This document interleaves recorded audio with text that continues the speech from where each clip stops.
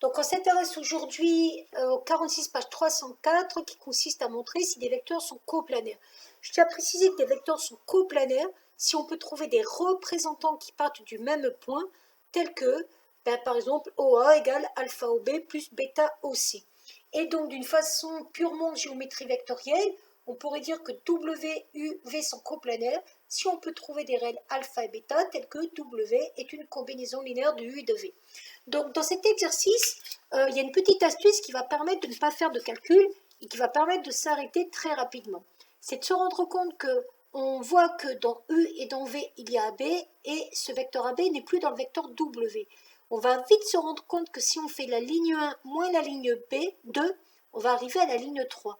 C'est ce que je vais vous montrer. Ligne 1 moins ligne 2. Je vais avoir U moins V, qui est égal à quoi? AB moins AB, c'est-à-dire vecteur nul. 2AC moins 3AC, moins AC, moins AD, moins 4AD, moins 5AD. Or, le vecteur moins AC, moins 5AD, c'était le vecteur W. Donc, vous venez de trouver votre relation qui relie ces trois vecteurs, donc ces vecteurs sont bien coplanaires. Imaginons qu'on n'ait pas cette chance-là de voir directement quelle est la combinaison linéaire. La combinaison linéaire, on va l'écrire pour qu'elle marche, et on va vérifier si en écrivant ça, on peut trouver des valeurs pour alpha et pour bêta. Donc c'est le but. Donc W, je le remplace par son expression moins AC moins 5AD. Alpha U, ça va donc donner alpha AB plus 2 alpha AC moins 2 alpha AD. Donc là, c'est mon expression que j'ai ici, moins alpha AD. Ensuite, bêta V, ça va me donner bêta AB plus 3 bêta AC plus 4 bêta AD. Et je vais ensuite regrouper les vecteurs. Ici, je n'ai pas de vecteur AB, donc je vais écrire 0 fois vecteur AB, moins AC, moins 5AD. Vecteur AB, j'ai alpha ici, plus bêta ici, donc alpha plus bêta. Vecteur AC, j'ai 2 alpha, plus 3 bêta. Vecteur AD, j'ai moins alpha, plus 4 bêta. Et là, je peux regrouper les coefficients. Le 0 va être regroupé avec le alpha plus bêta.